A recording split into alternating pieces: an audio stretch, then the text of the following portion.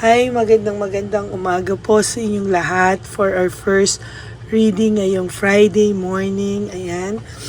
Um, Titingnan po natin kung ano po ang makikita natin sa first reading of the day natin ngayong Friday. I hope na napanood nyo na po yung first, second, and third reading po natin kahapon. I suppose hindi pa po lahat nakapanood ng second and third reading natin kahapon. But before you skip to this reading, or before you jump sa reading na ito, ay kailangan nyo muna pong mapanood ang second and third reading of the day. So, ayan, no? Game na po tayo. I-reshuffle ko lang po ito.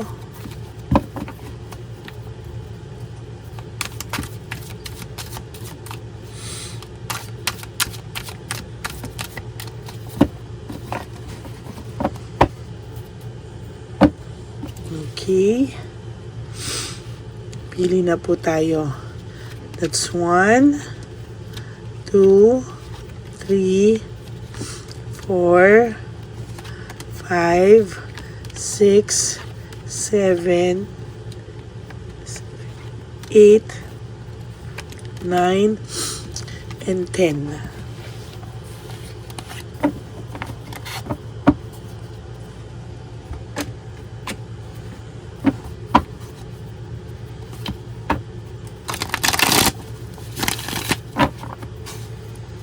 Ayan.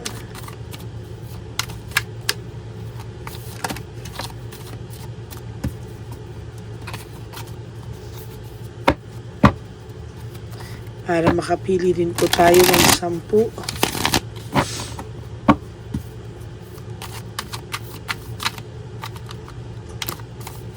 Okay.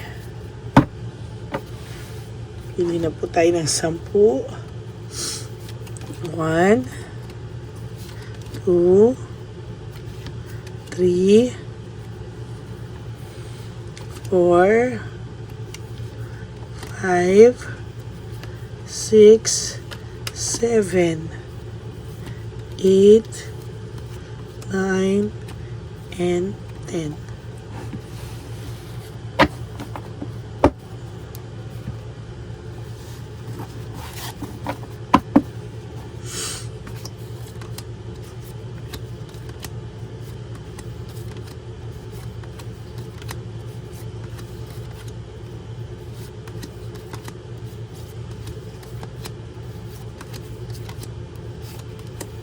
Ay, bakit sumobra?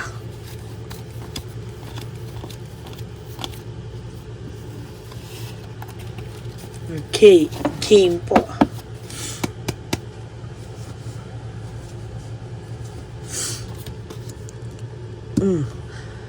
There's anger and argument, no?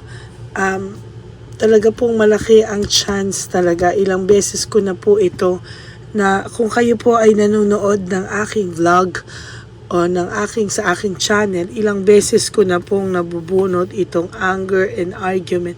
Minsan po talaga, meron sa isang linggo na yung card na yon ay laging nag-a-appear now and then, no? Kasi po, yun po yung iginigiit ng baraha sa sitwasyon nyo. So, ito po ay nabunot ko rin po ito kahapon, no? So, sa nakikita ko po dito, talaga pong ayan, no? So nakikita ko po talaga na meron po akong nakikitang pag-aaway, pinag-aawayan ka po, at sa totoo lang po, for the very first time sa energy ko po talaga ngayon at sa nakikita ko po dito, isa ka po talagang malaking kawalan sa person mo kahit hindi niya po aminin. At ito po ang nagiging reason ng kanilang away, no? Kasi po laging kanyang kinukumpara, lagi ka po niyang binabanggit, no? Or kahit banggitin ka ni Chabinitang Palaka, hindi niya po nire-resist o hindi na po niya nire-resist, no? Parang tinatanggap na lang niya kasi nare-realize din niya talaga na isa kang malaking kawalan sa buhay niya.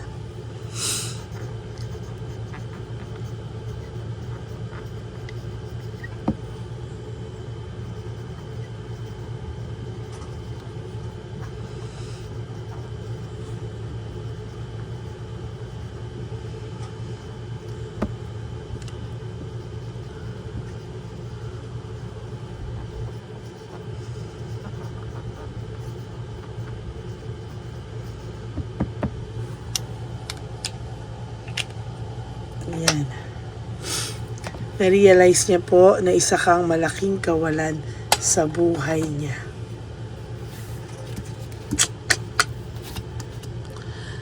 Ayan, kasi nung time nyo medyo immature pa siya.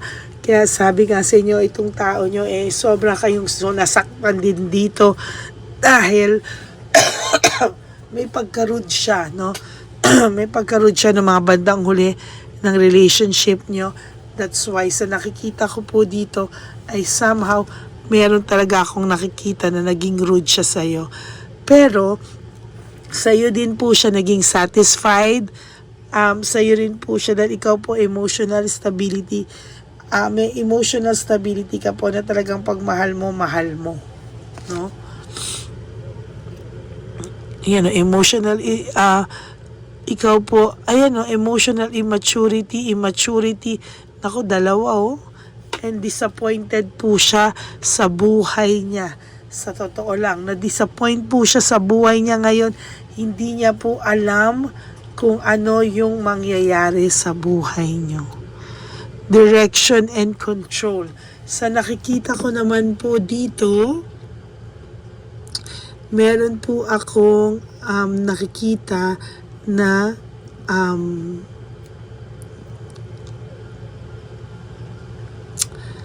gusto niya pong ibalik yung control sa buhay niya nung control ng kayo pa. Meaning, gusto niya po ulit maranasan yung kung gaano ka-stable yung buhay niya nung time na kayo na parang wala siyang problema. Bakit? Kasi lahat po sinasalo mo yung problema niya. Even for financial, talagang nakatulong ka po sa kanya. Ikaw po ay nasa tabi niya. May calm, may comfort. Meron po akong nakikita dito somehow na meron po itong pagmamahal sa'yo hanggang ngayon, no?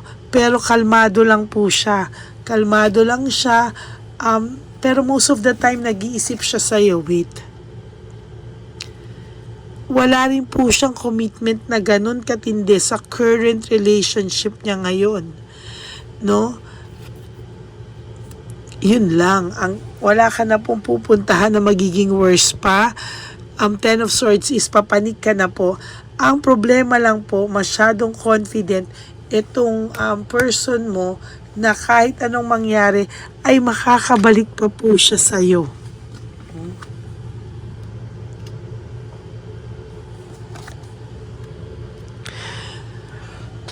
There's joy, masaya po siya, no? Masaya po kayo noon, dalawa at nagmamahalan. Sinira lang po talaga kayo ng third party, that's one. Second po is nagkaroon siya ng coldness sa'yo at medyo naging boring po yung relationship nyo. In a way, ilang beses mo na rin po itong pinatawad, no? Ilang beses mo na po itong pinatawad at sa nakikita ko po talaga ay talagang nakikita ko po dito na naging masaya ka din naman po sa kanya at kaya nga po sobrang sakit kasi sobra ka rin pong naging masaya, no? Kaya lang po nawala ang balanse dahil sa mga taong pumasok sa inyo. Pero minahal niyo po ang isa't isa, no?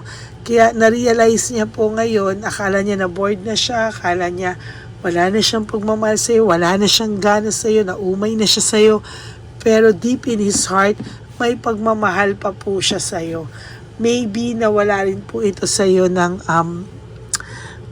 kasi parang lumamig na po ang inyong sex life po. Kaya naghanap po siya rin ng iba, adventure and everything. Pero ngayon po na-realize niya na hindi lang all about doon. And na-realize niya isa kang malaking kawalan sa buhay niya. Kaso kahiyaan na lang po talaga. Kaya hindi na rin po ito makabalik.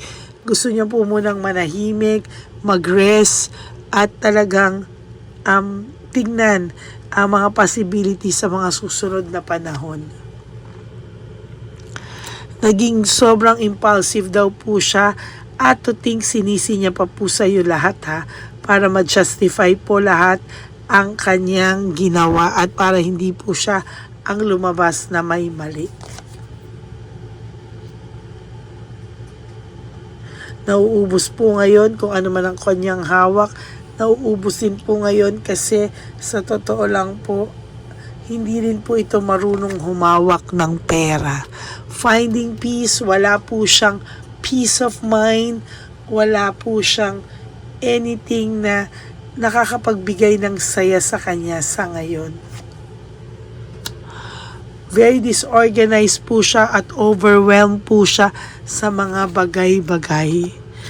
And somehow, alam niya po na ikaw ay nakaka-recover na, there's clarity sa iyong isipan at nakikita niya po na malaki daw po ang improvement mo sa iyo, sa pag-recover mo, sa pag-heal mo, which nagbibigay sa kanya ng matinding insecurity and emptiness.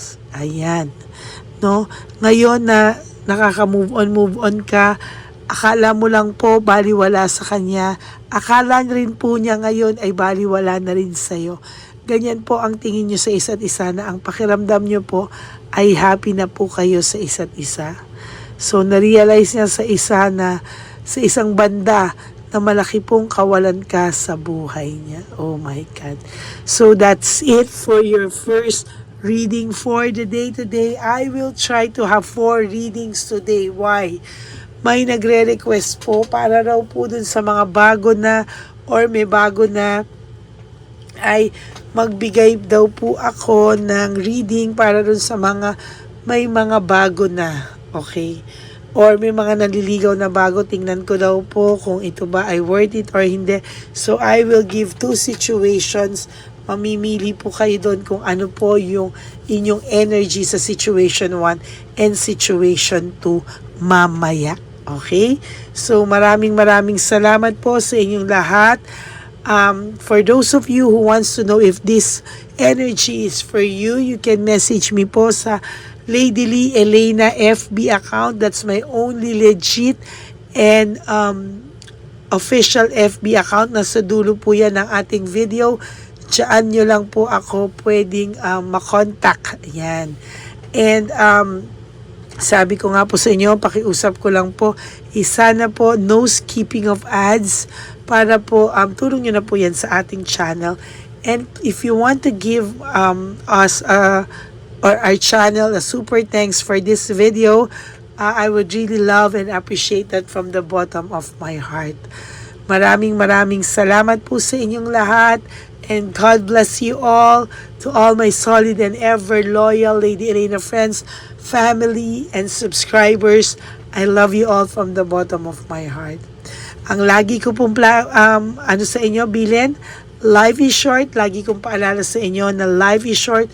Don't make it shorter by stressing yourself from all the pains and heartaches na binigay sa inyo ng kahapon. Just surrender everything to the divine universe and just let go and let God write your life and love story. I will be back for another set of readings. Huwag po kayong mag-alala at yung mga request nyo po ay aking sisilipin. Mamaya yan, dito lang po yan sa Lady Elena YouTube channel. Okay? God bless you everyone. I love you all. Enjoy your Friday. And meron po ako magiging reading, first reading, second reading, and third reading of the day para sa inyong lahat. Plus the bonus of para sa may mga bagong manliligaw at bagong love life. Okay? God bless you all. I love you. I will all see you again. Pero pagpasensyahan nyo lang po ang aking boses. Okay?